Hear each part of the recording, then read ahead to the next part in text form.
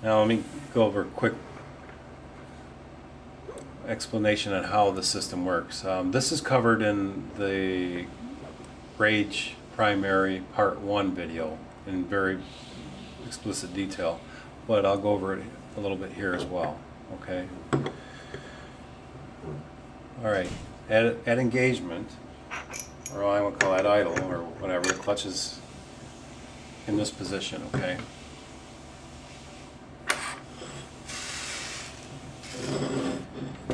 What we have is these three arms swinging from the spider. See? Okay. Those arms are laying on top of the roller.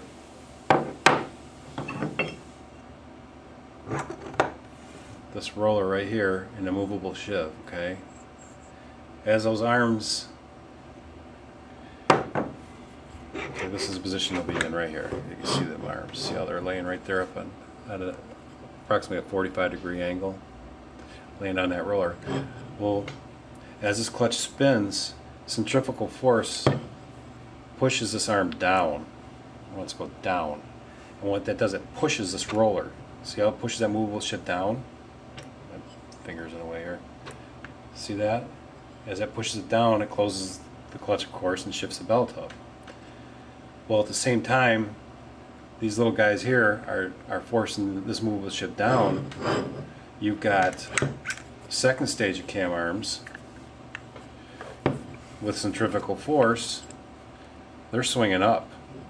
At the same time, pushing the movable sheave down as they contact that roller. See that? Everything's black, it's hard to see here. So, what we've got is we have a shift, okay? And as this shift is working, we have these little first stage cam arms. They push down to a point which is perpendicular to the axis of the crankshaft, or the center line of this post, and they stop shifting. Okay, they stop at probably approximately this procedure. If you see where these two sheaves are, okay, well, your belt's probably, oh, where my finger is, it's maybe at half shift. Okay, well, your belt at that point has got all this mass shoving it up. In the very beginning, this is where it's important, because the belt is on such a small diameter. You want all that force. You want to get a hold of that belt. Well, all this, you've got six arms creating the force to push this up. Once it gets to this point, these arms stop shifting. Okay, and the second stage cam arms finish their job. They push these shifts all the way together. Okay, forcing the belt to the top. Of course, forcing the belt to the top of the sheaves.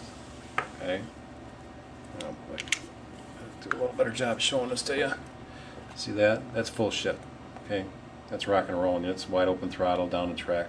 Usually it takes a while to get down the track before it gets to that point. Now, we know that we can get to this point right here, say where those arms are perpendicular. See that where my thumb is? Well, how about we say, well, you know what? The graph shows that it's just biting the belt too hard. It's RPMs just can't get up to peak power fast enough. So why don't we stop? Well, let's make them shift to, like, say, this point. We want to slow that shift down, or shorten that shift, let's say. Okay. Well, we can do that. We can push that arm and have it stop to this point with an adjustment on the back side of the spider, which it's a little set screw. Okay.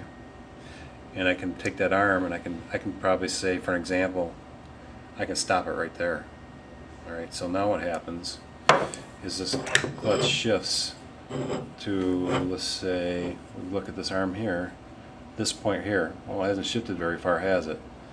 And then it stops. Now we've got six arms to this point. Now we got three arms after that point finishing the shift. So very adjustable. I mean, you can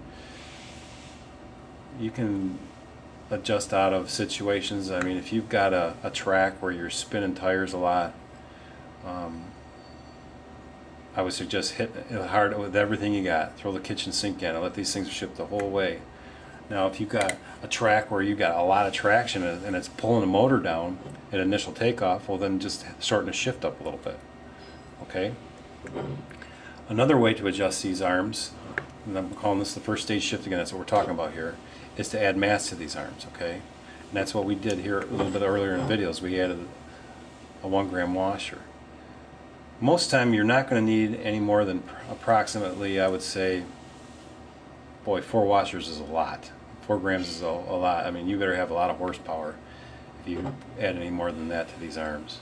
So as you can see, it doesn't take a lot. They're pretty much set the way they come. I mean, we did a lot of research, and the weight that they are now seems to be a pretty good sweet spot for most cars. So, of course, we explained how to adjust, you know, the second stage cam arm as well.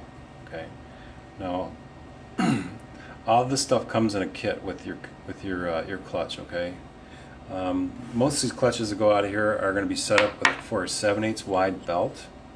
Okay. I'm not saying that we can do some special one-offs. We can change the shivs angles here for wider belts. Okay, but that's a special order item. Now, let's go for a quick overview of how to set this. I talked about how to adjust the spider arms, or the first stage arms, okay? It's important that we keep these arms at the same height. So from, like, say, bottom of this thing to the center line of that hole, we want them all the same, because if we don't, then one's going to shift for a certain amount of time, the other one's going to shift for a certain amount of time, and it's not going to be a fluid motion, I want to say. It could cause a little binding to the clutch. You have one arm pulling more than the other. It's almost like having one arm way more than the other arm, and that's another important feature too. You got to keep them all the same weight.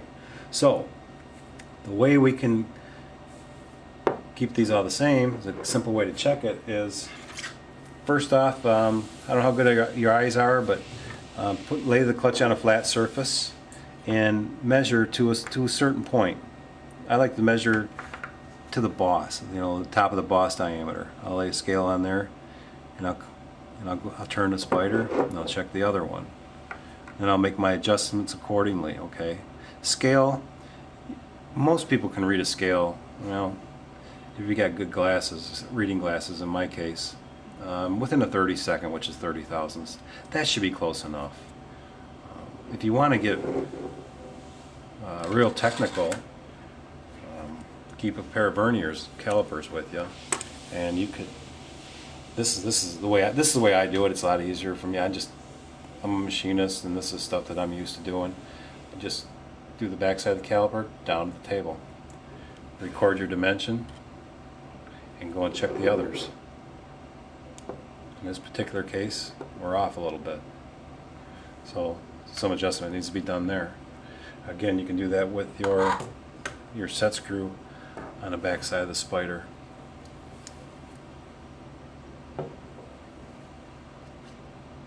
Okay, moving on. Common problems I see with customers have is they'll call me and tell me the clutch is binding, it's sticking. Well, 9 times out of 10, the reason that happens, and probably more than that, is these shoulder screws that are holding the cam arm in, these shoulder screws that are holding these rollers in, they over tighten them. Okay, when you over tighten this, it pulls these towers together. Okay, it distorts this stuff.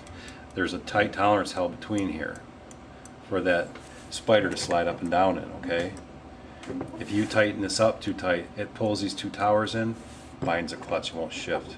You'll take 50–30% of the efficiency out of your clutch by doing that. Tighten these just until they're tight enough so they don't turn when the weight pivots. Okay, so just a nice snug little tighten or torque, just enough so you can pivot that cam arm and that screw does not go back and forth. Okay, and just use some common sense when doing this. And the same with this screw as well. Alright, the shoulder screw, just tight enough so that it doesn't rotate. You can see I can push on it with a wrench and I can't rotate that nut. That's all the tighter you want it. Okay, that concludes this video. Hopefully I've answered some of your questions. Now you can tune the first half of the track along with the second half of the track. Totally adjustable. Works very well with the tuner, junior tuner driven secondary as well. So if you haven't had a chance, go and take a look at that video. That explains how that system works as well. So have a nice day, and thank you for stopping by.